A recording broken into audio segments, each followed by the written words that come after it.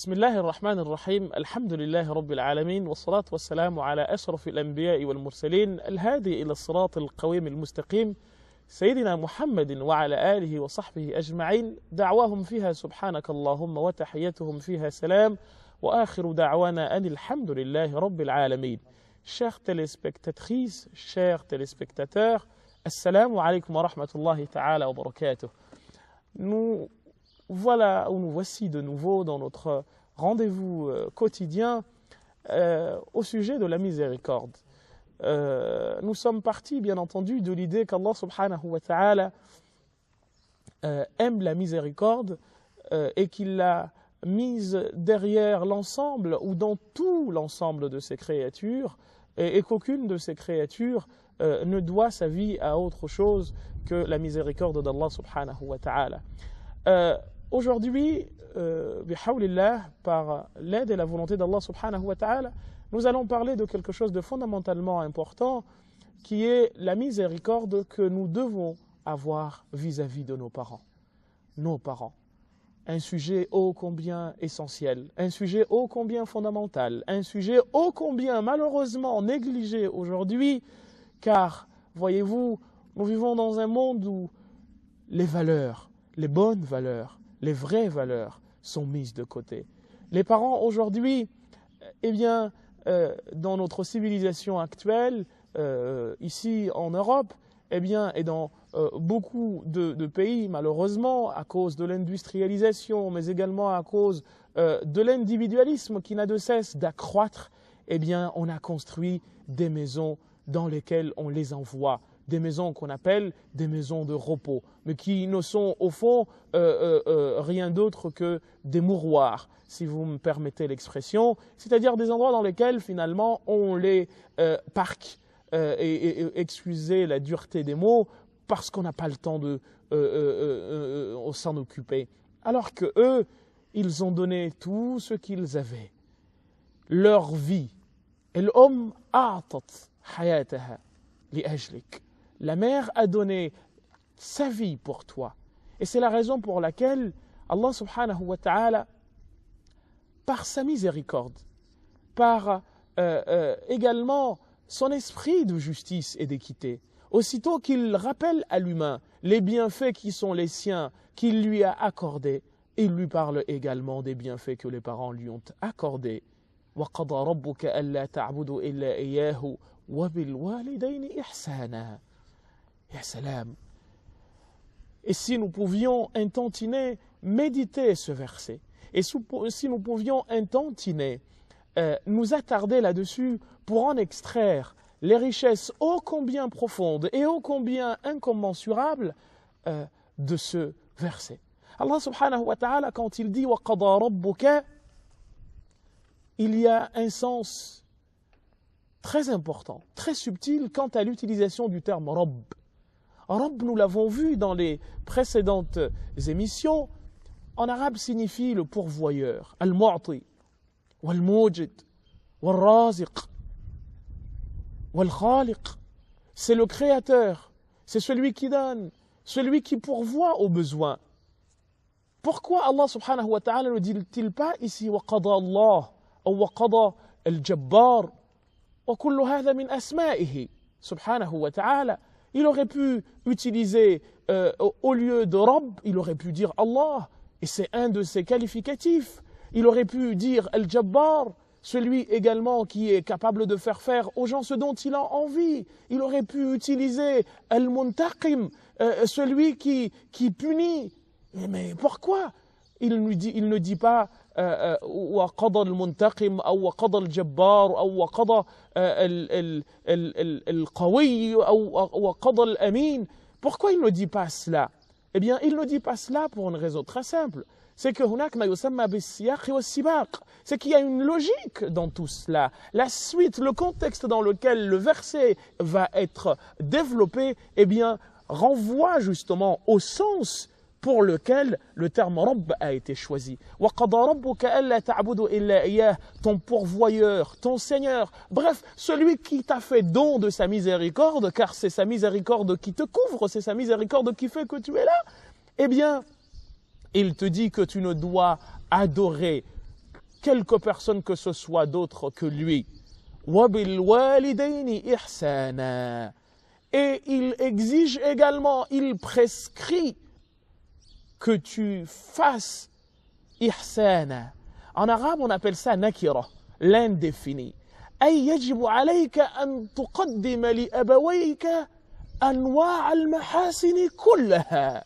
Il faut que tu fasses à tes parents l'ensemble des bonnes choses que l'on puisse faire ou que l'on peut faire dans ce bas monde.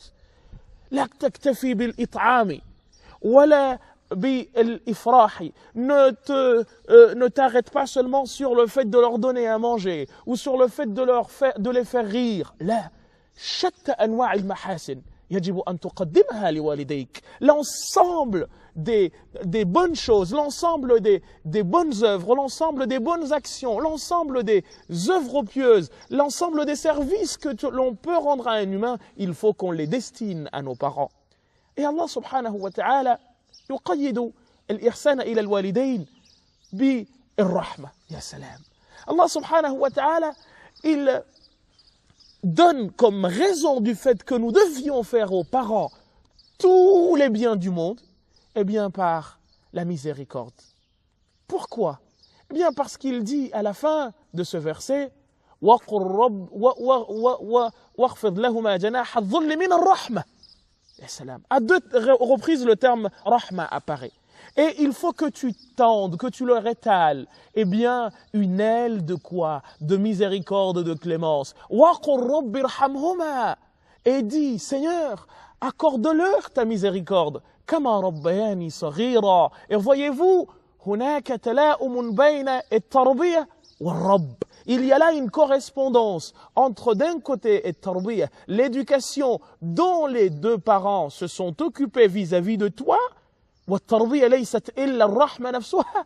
Et l'éducation, ce n'est rien d'autre que la miséricorde en comment dire, pure. والربوبية التي أنشأتك.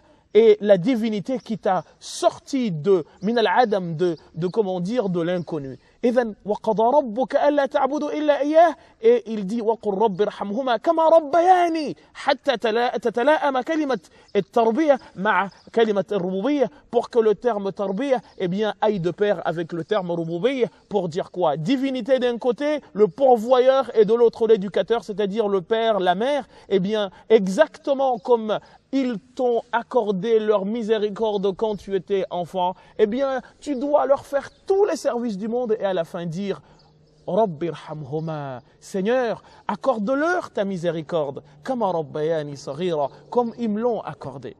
Ikhwat al-iman wal islam, frères et sœurs en foi et en religion, regardons la beauté de ce verset. Pourquoi Allah subhanahu wa ta'ala nous demande-t-il de nous comporter de manière miséricordieuse à l'endroit de nos parents, avec clémence à l'endroit de nos parents? Eh bien justement parce que ils ont donné ce qu'ils avaient de plus cher au monde, à savoir leur personne. Allah subhanahu wa ta'ala nous le rappelle. Allah subhanahu wa ta'ala nous l'apprend. Et il nous le rappelle parce que malheureusement nous l'oublions. هذه الأم التي قدمتك على نفسها. Cette mère qui t'a fait passer avant elle.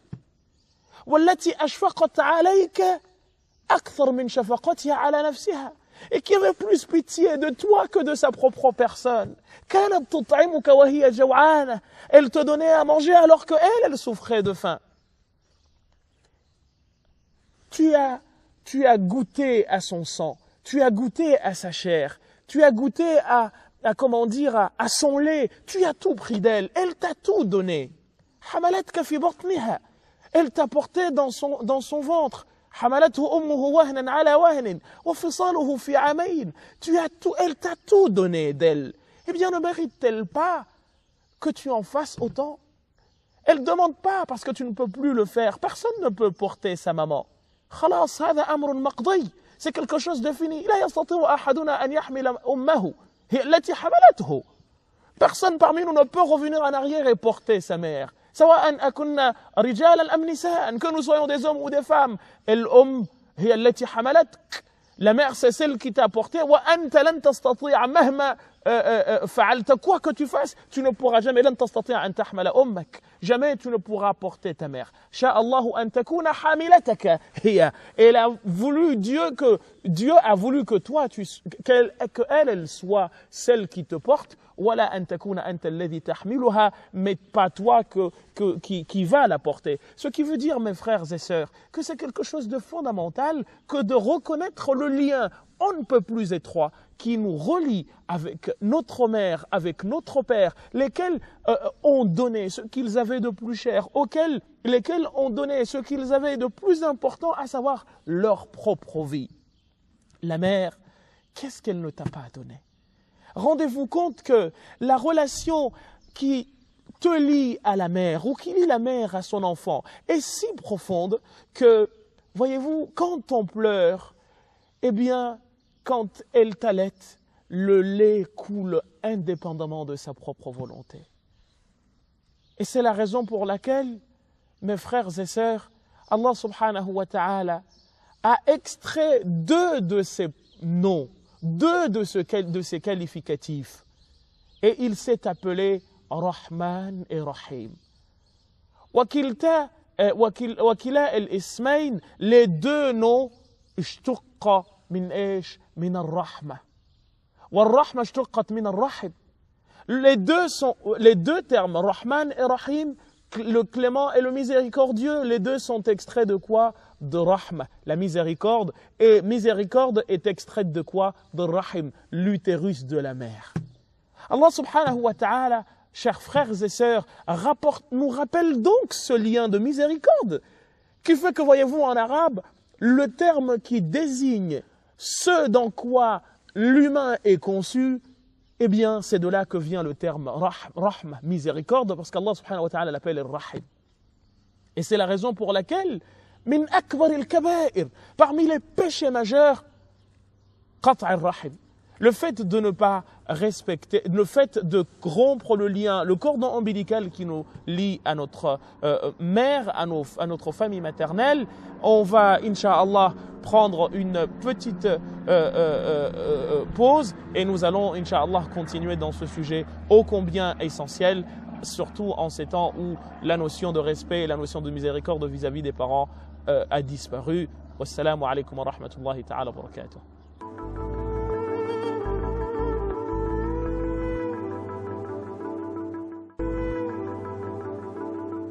Bismillahirrahmanirrahim. Assalamu alaikum wa rahmatullahi ta'ala wa barakatuh. Nous voici de nouveau ensemble pour, chers frères et sœurs, continuer dans le sens de la miséricorde qu'Allah subhanahu wa ta'ala demande que nous ayons à l'endroit de nos parents. Nous étions en train de dire que, eh bien, en ces moments où nous envoyons nos parents dans des maisons de repos, en ces moments où finalement nous payons nos factures avant de penser à nos parents, dans ces moments où, eh bien, qu'est-ce que nous faisons? Nous nous occupons de nos propres personnes, de nos petites personnes, chacun s'occupe de lui. Je calcule d'abord, est-ce que je vais pouvoir faire ci, je vais pouvoir faire ça. Et une fois que j'ai tout fait et qu'il me reste quelque chose, c'est seulement à cet instant-là que je pense à maman. C'est seulement à cet instant-là que je pense à papa. Alors qu'en fait, les deux, la principale facture qui était la leur, au moment où nous étions enfants, eh bien, c'était nous. L'électricité, le loyer, tout cela pouvait attendre si nous n'avions pas ce dont nous avions besoin. Qu'en est-il de leur propre vie? Ils l'ont mise de côté pour nous. Eh bien, ce n'est que rendre justice, que de faire quoi? Eh bien, que d'accorder, n'est-ce pas, cette miséricorde à nos parents, car voyez-vous, de cette façon, frères et sœurs, eh bien, nous aurons essayé de, comment dire, équilibrer un peu, même si nous savons, comme nous l'avons précédemment dit, que personne ne peut faire autant de choses que la mère. Et voyez-vous, à nos frères et sœurs qui se convertissent à l'islam et dont les parents restent non musulmans, beaucoup, malheureusement, rompent avec leurs parents, pensant bien faire, alors que l'islam appelle à tout sauf à ça, frères et sœurs. ô toi, cher frère, ô toi, chère sœur, qui te convertis à l'islam, sache que l'islam a mis la miséricorde que nous devons avoir à l'endroit de nos parents au centre de tout. Et voyez-vous dans le verset, Allah subhanahu wa ta'ala, ba'dama an qada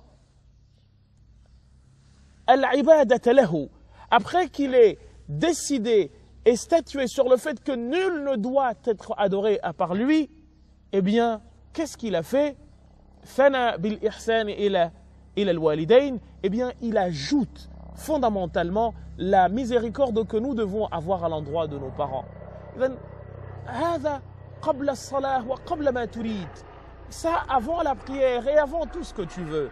Donc c'est quelque chose de fondamentalement important. لا تهجرن أمك وأباك لأنك أصبحت مسلما. بالعكس, n'abandonne pas ton père et ta mère parce que tu es devenu musulman. Au contraire, يجب عليك أن ترافقهما. Il faut qu'au contraire tu vives à leur côté. لذلك من أجل ذلك نزلت آية في القرآن. Pour cela, un verset a été révélé. وبعض المفسرين قال أن هذه الآية نزلت لأم سعد بن أبي وقاص. Et certains parmi les exégètes disent que le verset aurait été révélé à cause de la mère de Saad ibn Abi Waqqas. لما سمعت أن سعد دخل الإسلام, lorsqu'elle a entendu que Saad est entré en l'islam, امتنعت من الأكل والشراب. Elle s'est interdit de manger et de boire. فأقلق هذا سعد. Ça a fait du mal à Saad.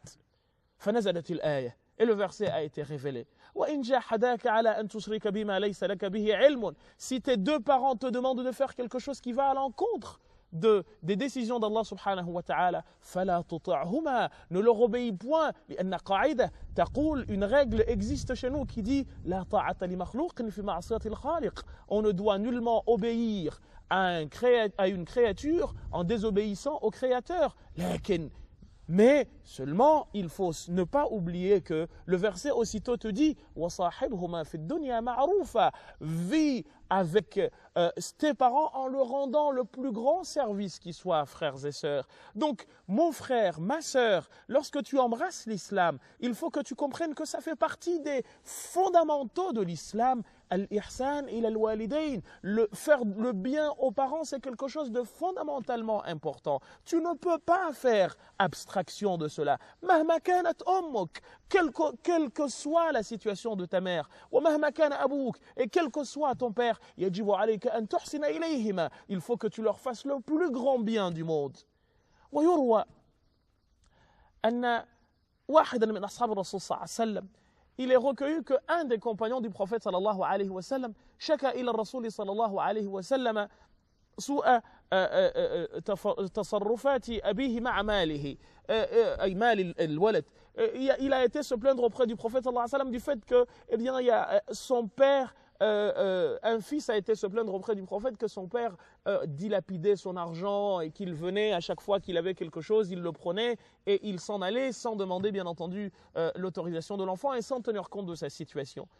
Eh bien, ارتجز هذا الوالد بعدما أن وصلته دعوة الرسول صلى الله عليه وسلم.